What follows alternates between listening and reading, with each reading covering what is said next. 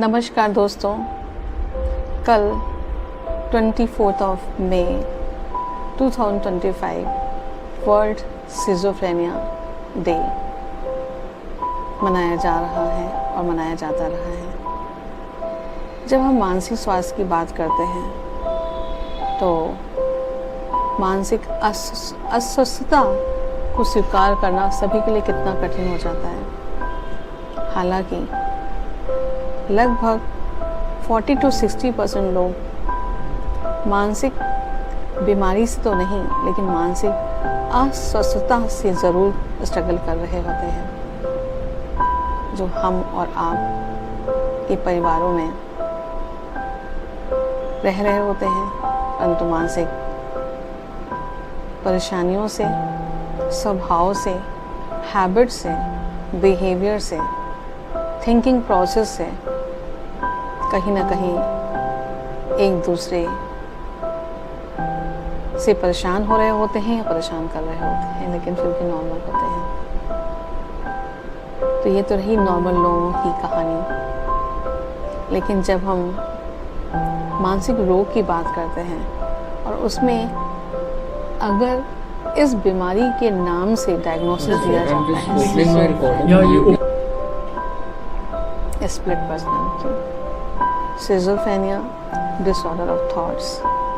Schizophrenia means chronic illness. Schizophrenia means continuous illness. Or schizophrenia, it means non-curable. Schizophrenia means long-term treatment. Schizophrenia means never recovery.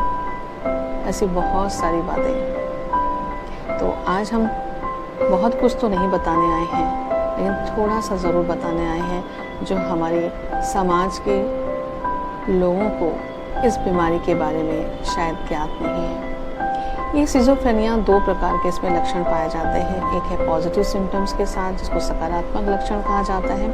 दूसरा negative symptoms के साथ, जिसको हम नकारात्मक लक्षणों के साथ कहते हैं। सकारात्मक लक्षण में बीमारी में, जिसको आप जानते हो, बहुत से लोग जानते हैं, बहुत से लोग नहीं भी जानते हैं, जिसको डिल्यूजन्स और हेलुसिनेशंस कहे जाते हैं। डिल्यूजन्स मीन्स गलत धारणाएं, गलत विश्वास, जो कि अनशेकेबल बिलीव्स होते हैं, जिनको आपके नरेशन से, आपके एविडेंस से, आपके एक्सप्लेनेशन से वो उनके जो विश्वास हैं, उनकी जो धारणाएं हैं, टूटती नहीं हैं, दूर नहीं होती हैं। और जो गलत धारणाएं या गलत विश्वास जिसको वो सही मान लेते हैं, उसके आधार से उनका बिहेवियर बदलता जाता है और वो सामाजिक जो एक नॉर्म्स होते हैं, उन नॉर्म से वो दूर होते जाते हैं, जैसे डिल्यूजन्स कहते हैं। फिर दूसरा खास लक्षण होता है जिसे हेलुसिनेशन कहते हैं। हेलुसिनेशंस का मतलब है perception without an external object और एक्सटर्नल सब्जेक्ट, यानी कि वहाँ की दुनिया में कुछ ऐसा नहीं है लेकिन उन्हें वैसा महसूस हो रहा है, दिख रहा है, आवाज़ें सुनाई दे रही हैं। हमारे 5 सेंसरी सिस्टम होते हैं और ये 5 सेंसरी सिस्टम से संबंधित उनको हेलुसिनेशंस होने लगते हैं, यानी कि कोई नहीं खड़ा है फिर भी उन्हें लगता है कोई उनके पीछे खड़ा है।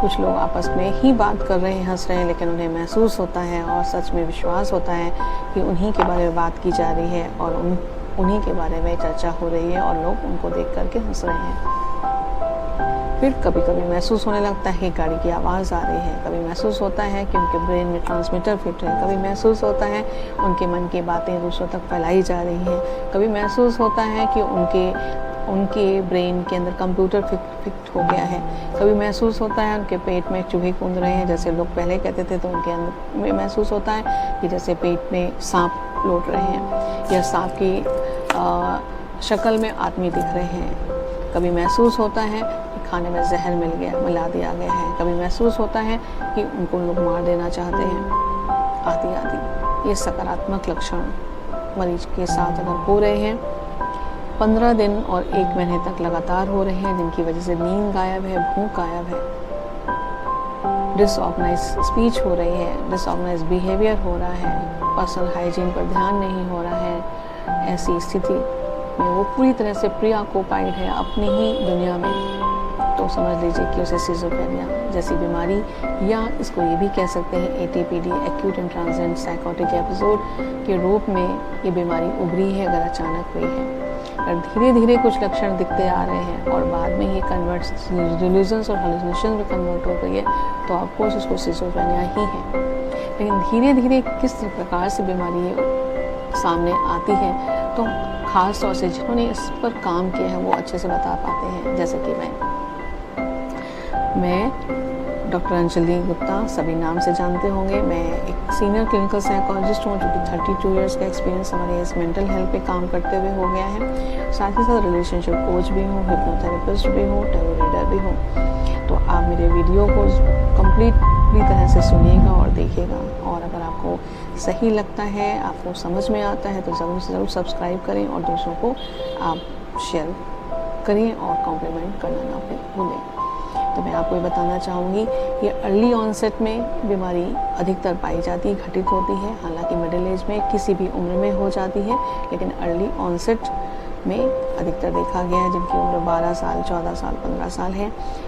अब यहाँ से कैसे शुरू होती है ये जानना बहुत ज़रूरी है, क्योंकि कभी कभी क्या होता है इस बीमारी को पहचानना इसलिए कठिन हो जाता है कि सबसे पहले इस बीमारी में एकेडमिक डिक्लिनेशन होना शुरू हो जाता है, यानी पढ़ाई से तारतम्य होना बंद होने लगता है, पढ़ाई पे मन नहीं लगता, ध्यान नहीं लगता, कंसंट्रेशन फेल होने लगता है, चीज़ें याद नहीं होती हैं, फिर समझ में नहीं आने लगती हैं तो स्कूल जाना बंद करते हैं, होमवर्क मिस करना बंद कर देते हैं। अचानक एकेडमिक डिक्लिनेशन होने की वजह से स्कूल से शिकायतें आने लगती हैं, लेकिन वो उसका दिमाग बेचैन होने लगता है, एक जगह में बैठ नहीं पाता है और उसे भी समझ में नहीं आता। धीमे धीमे वो सोशली विड्रॉन होने लगता है, दोस्तों से कटने लगता है, अकेले रहना शुरू कर देता है। लोग समझते हैं शायद इसको क्या हो गया है, डिप्रेशन हो गया है, या इसको ये पढ़ाई नहीं करना चाहता है, बदमाश हो गया है, इसकी संगत खराब हो गई है, आदि आदि। कभी कभी ऐसी स्थिति में क्या होता है कि अपने आप से वो लड़ाई कर रहा होता है, जूझ रहा होता है, या अचानक मेरे साथ क्या हो रहा है, तो कभी कभी वो अपने आप भी उसको ठीक करने की कोशिश करता है। तो कभी कभी कुछ सिगरेट पीने या नशे का शिकार भी होने लगते हैं। ऐसे मरीज कैनबिस लेने लगते हैं ताकि अपने आप उस सिचुएशन से निकल सकें। कुछ लोग और कुछ लोग नहीं निकल पाते हैं या नहीं निकलने की ऐसी खोज करते हैं तो आप ऑफकोर्स वो बीमारी हालत में हो जाते हैं और घर वाले उनको क्रिटिसाइज़ करते रहते हैं, कंडेम करते रहते हैं, उनको या कोई डांटते हैं तो कोई मारते हैं, तो और स्थिति बद से बदतर हो जाती है और इसको पहचानने में सालों लग जाते हैं। जब साल 2 साल हो जाते हैं तब उभर के, जब बीमारी बहुत ज़्यादा उभर के आ जाती है, तब तक ये जंत्र मंत्र पूजा पाठ हो चुका होता है, झाड़ फूक हो चुका होता है और तब तक 2 साल हो चुके होते हैं, क्रॉनिक हो चुकी होती है बीमारी और वो बीमार अच्छा खासा सिजोफ्रेनिक रूप में कन्वर्ट होकर के सामने आ जाता है। और तब तक कि उसकी एज 14 साल से 18 साल, 16 साल इस तरह से हो जाती है। तो बहुत ही ये एक सोचनीय विषय है, बहुत संवेदनशील विषय है और बहुत गंभीर विषय है जब इस प्रकार से छोटी उम्र में बच्चों के साथ या एडोलसेंस की पीरियड में या एडल्ट पीरियड में हो रहा होता है और घर वाले इस चीज़ से अनभिज्ञ होते हैं। घर वाले सोचते हैं जब बेवजह ये शक कर रहा है, बेवजह इस तरीके से हरकत कर रहा है, बेवजह इस पढ़ाई नहीं पढ़ रहा है, बेवजह सारी चीज़ों से दूर होता जा रहा है, तो घर वाले भी उसको विक्टिमाइज कर देते हैं। तो कैसे किस प्रकार से उसको स्ट्रगल करना पड़ता है, ये एक उस स्ट्रगल के लेवल से अगर सोचो तो बहुत दुख की बात है। दूसरे प्रकार के जो सिम्टम्स होते हैं वो इस प्रकार से होते हैं जिसको नेगेटिव सिम्टम्स और सिजोफ्रेनिया कहते हैं। इसमें जैसे मैंने थोड़े से आपको ये लक्षण बताए जो अर्ली एडोलसेंस में हो रहे होते हैं। तो इसमें सोशल विड्रॉन सबसे पहले होता है। इसमें 5 A's बोले जाते हैं जिसको असोशल, अलोविया, अबोलिशन, इस तरीके के 3 तो मैंने आपको A's बता दिए, और एनिडोनिया 4 और एक और होता है, 5 प्रकार के होते हैं। तो एनिडोनिया यानी कि बिल्कुल संवेगात्मकता उनके अंदर से दूर हो चुकी होती है, असोशल सामाजिककरण नहीं होता है, और साथ ही साथ जो है अलोगिया यानी कि स्पीच में भी डिस्टर्बेंस होने लगता है, अबोलिशन यानी कि आपका जो मोटर मूवमेंट है उसमें भी डिस्टर्बेंस होने लगता है, और साथ साथ में स्लीप एंड एपेटाइट डिस्टर्बेंस होने ही लगता है। तो धीरे धीरे वो कितना एक्टिव हो रहा होता है, उसकी हॉबीज़ हो रही होती हैं, स्पोर्ट्स पे ध्यान दे रहा होता है, धीरे धीरे सब चीज़ों से कटा हो करके और अकेला होने लगता है और धीमे धीमे अपनी दुनिया में रहने लगता है। और अपनी दुनिया में रहने पर उसको या तो कुछ थर्ड पर्सन हेलुसिनेशंस या कुछ उसको इस तरीके का हो रहा होता है, वो अपने आप से बातचीत करने लगता है, एक ट्यूब होकर के दीवार में देखने लगता है, उसको आंसर कुछ क्वेश्चन आंसर उसके अंदर से आ रहे होते हैं तो उनको जवाब देना, कुछ क्वेश्चंस का आंसर देना या कुछ आंसर्स से फिर क्वेश्चन उठाना, अपने आप से मुस्कुराना, यानी ये सेल्फ मटरिंग और सेल्फ स्माइलिंग जैसे लक्षण देखने में आते हैं। और लोग क्या करते हैं और क्या नहीं करते हैं, तो जैसा कि सिम्टम्स, नेगेटिव सिम्टम्स बताया, ये नेगेटिव सिम्टम्स बहुत गंभीर एक विषय है। पॉजिटिव सिम्टम्स को फिर भी ठीक करना आसान होता है कि आपने मेडिसिन दी और ठीक हो गया। नेगेटिव सिम्टम्स मेडिसिन के साथ साथ भी लंबे समय तक चलते हैं। तो इनका ट्रीटमेंट भी 4 प्रकार के होते हैं, नॉट केवल मेडिसिन बल्कि साइकोलॉजिकल ट्रीटमेंट भी होता है, फैमिली थेरेपी भी होता है, रिहेबिलिटेशन भी होता है, पुनर्वास भी होता है ये। और स्पिरिचुअल थेरेपी हेलुसिनेशंस में ज़रूर अवॉइड करते हैं, लेकिन स्पिरिचुअल थेरेपी जो मोटिवेशनल लेवल पे होता है वो हम ज़रूर से ज़रूर पेशेंट के साथ अप्लाई करते हैं। तो मैंने एक नूर मंजिल में हमारे नर्सिंग डिपार्टमेंट ने बहुत अच्छा एक प्ले लिखा और साथ साथ में उसको प्ले किया भी, यानी रोल प्ले टेक्निक के माध्यम से एक फेथ हीलर्स के पास किस प्रकार से एक ठग फेथ हीलर या ऐसे समाज में बहुत सारे ऐसे फेथ हीलर्स हैं जिनको हम झाड़ फूक करने वाले बाबा कहते हैं, उनके पास जाते हैं और कैसे वो पैसे लूटते हैं और कैसे लोगों को धोखा देते हैं और कैसे वो एक मानसिक बीमारी को एक ऊपरी तंत्र मंत्र का जरिया बना करके उनको परेशान करते हैं। और साथ ही साथ दवाई डॉक्टर जो है डॉक्टर उसका सही इलाज करते हैं और कोई डॉक्टर्स सारे अप्रोचेस पर ध्यान देते हुए और पेशेंट्स के फैमिली मेम्बर्स को सही रूप में गाइड करते हैं कि आपको केवल मेडिसिन ही नहीं बल्कि आपको सब चीज़ों पर ध्यान देना है।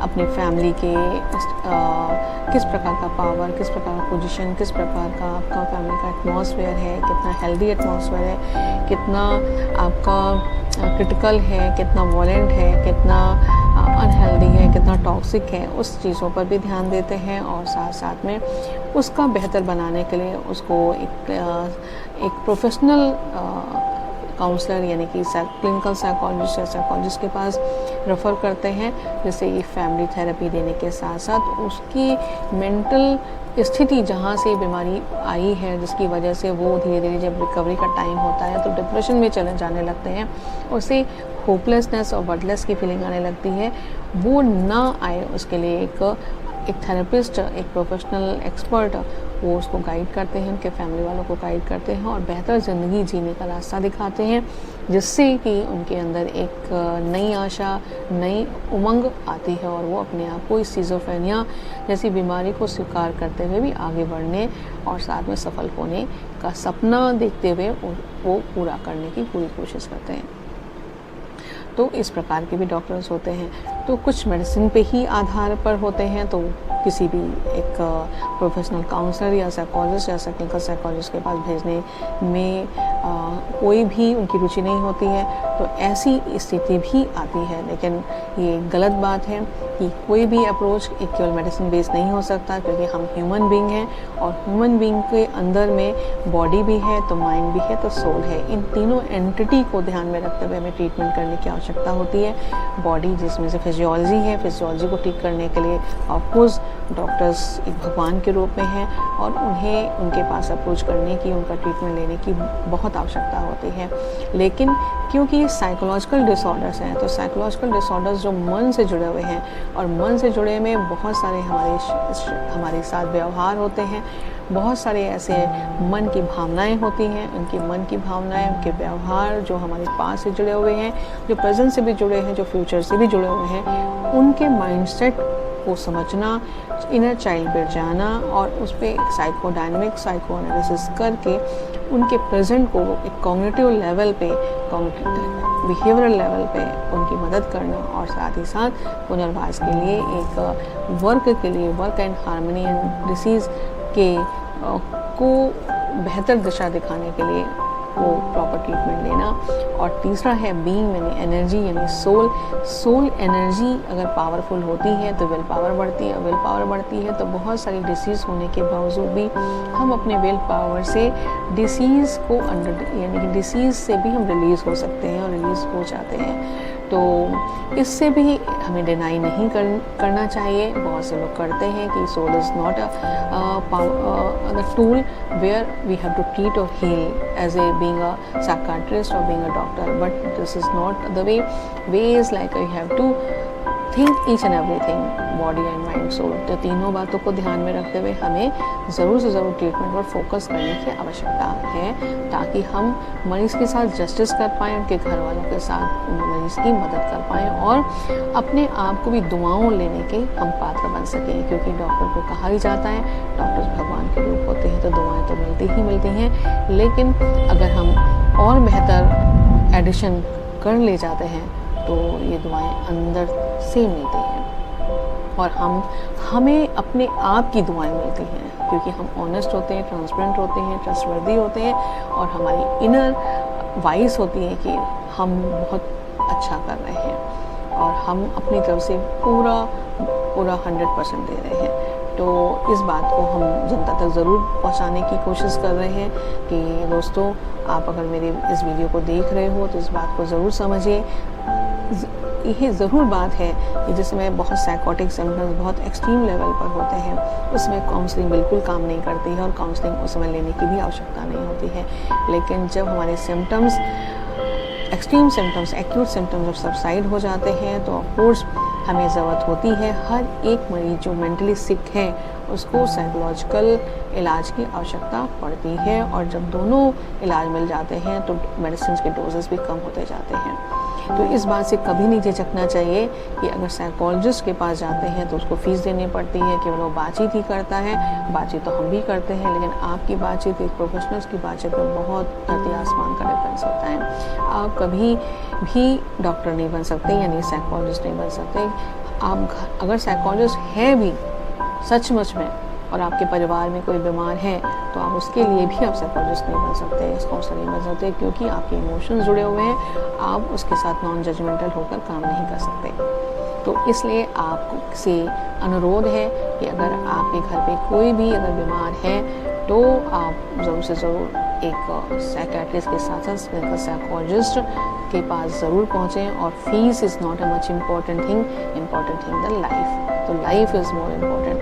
तो आज हम आपको 2 नाटक और साथ में एक गीत जो हमारे साइकोलॉजी डिपार्टमेंट के बच्चों ने तैयार किया है उनको भी दिखाने की कोशिश करेंगे, दिखाएंगे ऑफ कोर्स। और साथ ही साथ जो नर्सिंग स्टूडेंट्स ने बहुत अच्छा ब्लैक मैजिक का रोल जो बच्चों ने किया है वो भी हम ज़रूर से ज़रूर आप सभी को दिखाना चाहेंगे। और आप मेरी इस वीडियो को कंप्लीट देखिएगा ताकि आपको पूरी जानकारी प्राप्त हो सके और इस जानकारी के साथ आप डॉक्टर से संपर्क कर सकें और मुझसे भी संपर्क कर सकते हैं।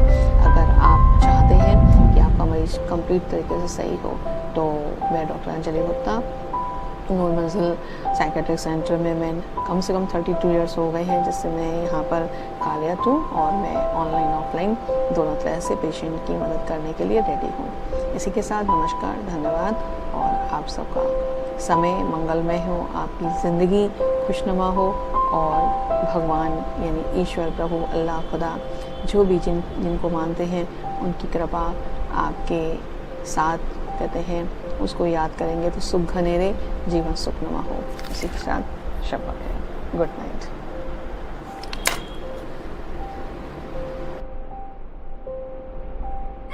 हाँ, मेरे बाबा वहीं पीछे रहते, पहाड़ी पीछे।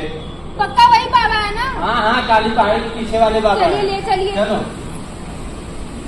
ऐसा करो, यहाँ पे बैठ कर थोड़ा इंतजार करो, बाबा ताजिया लेकर आते हैं। ठीक है। बाबा बाबा बाबा, अरे ओ बाबा, क्या हुआ चले? अरे एक बकरा फंसा है। कहाँ? अरे है, बड़े घर का है। तो जाओ उसको लेकर आओ, तब तक मैं इंतजाम करता हूँ। काम का सब व्यवस्था सेट रहेगा ना? 1 नंबर। चलो ठीक है, लेकर आते हैं। अरे ओ बच्चा, कहाँ गए? चलो हमारे बाबा सब तैयार है। चलो सुनो, यहाँ जूता निकाल दो, इधर घुसो नहीं। सीधे जाके बाबा के चरणों में गिर जाना, ठीक है, जैसा कहो। कल्याण हो जाएगा। ठीक है। बाबा, बाबा, बाबा, मेरी समस्या का समाधान निकालो बाबा। कौन है किसने मेरी साधना बंद करी है? बाबा, मेरे बेटे को देख लो बाबा। क्या हुआ तुम्हारे बेटे को? बहुत अजीब सी हरकतें करता है बाबा। हाँ बेटा, इस गोले में बैठ जा। नहीं बैठूंगा। ओम भट स्वाहा। ओम भट स्वाहा। मुझे कहीं नहीं जाना है। ओम भट स्वाहा। अंजुलिका, सारे भूत बाहर निकल गया। अंजुलिका, सारे भूत बाहर निकल गया।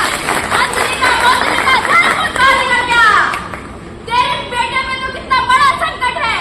हाँ बाबा, बस सही कर दो बाबा। इसके ऊपर 3 आत्माओं का साया है, 3 आत्माओं का।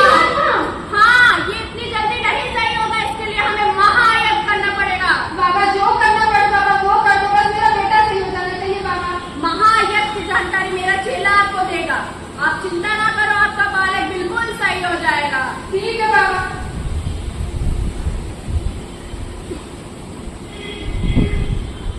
ओम भट स्वाहा। ओम भट स्वाहा।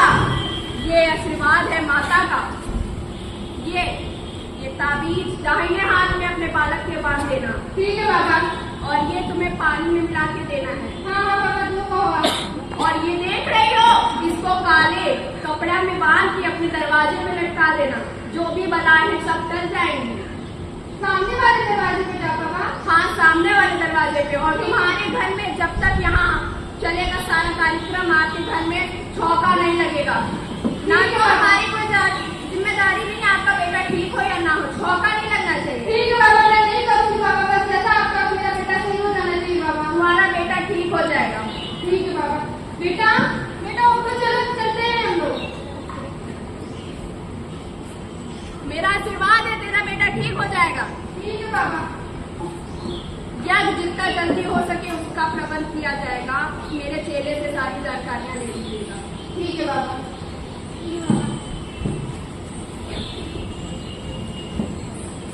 जैसा कि आपने सुना, मेरे बाबा कहीं यज्ञ होगा। हाँ। तो यज्ञ में 11,000 रुपए लगेंगे, जो सामग्री के होंगे। हाँ, हाँ। तो हम लोग नहीं लेंगे, आपके हाँ। बेटे के पूजे के लिए होगा। हाँ, हाँ। ठीक है, इसके भेज दीजिए पैसा। हाँ। अब 500 रुपए मुझे दे दीजिए, ताकि बाबा जल्दी काम करवा के तुम आपके बेटे को चंगा कर दे।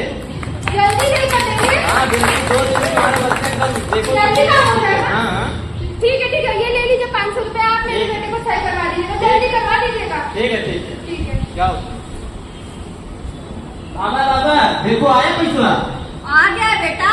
चलो तब मोटे हम लोग। चल चल जल्दी चल।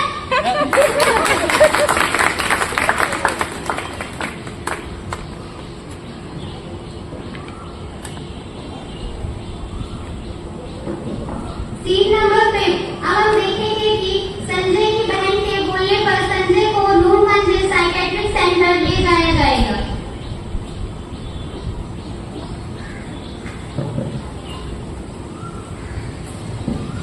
बेटा, ये दवा ले लो और पानी पी लो बेटा।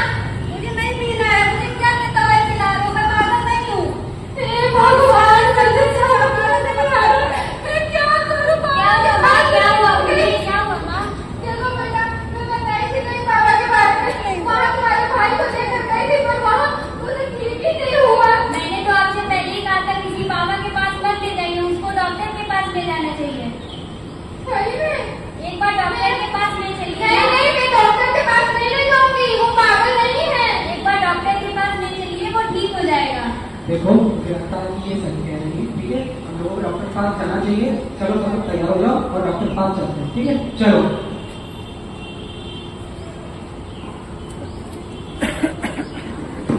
Noorganj psychiatric centre team.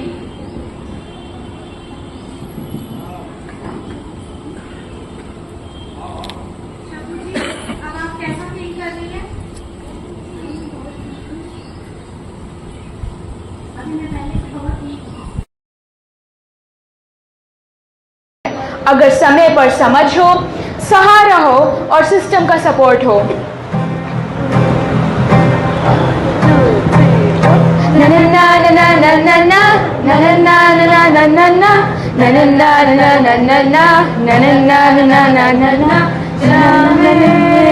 मलंग सी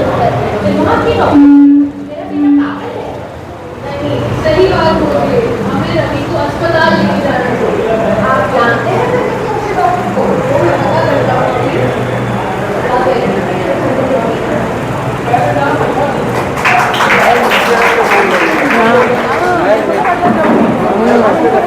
सीन 1 में हम रवि के स्किज़ोफ्रेनिया से जूझने की चरण थे। उसने यह माना कि अब टीवी में भी टीवी चल रहा है एक भ्रम या फिर इल्यूजन को दर्शाता है, यानी एक ऐसा विश्वास जो किसी सच्चाई पर आधारित है।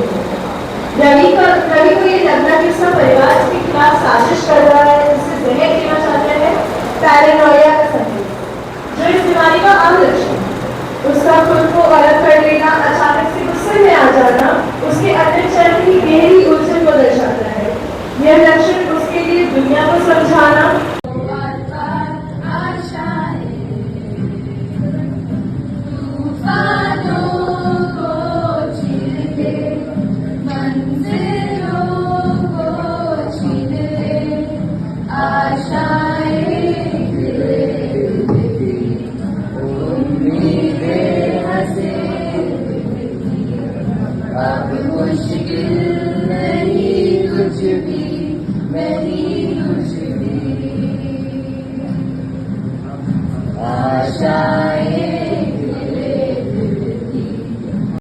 सिज़ोफ्रेनिया का इलाज पॉसिबल है अगर समय पर समझ हो, सहारा हो और सिस्टम का सपोर्ट हो।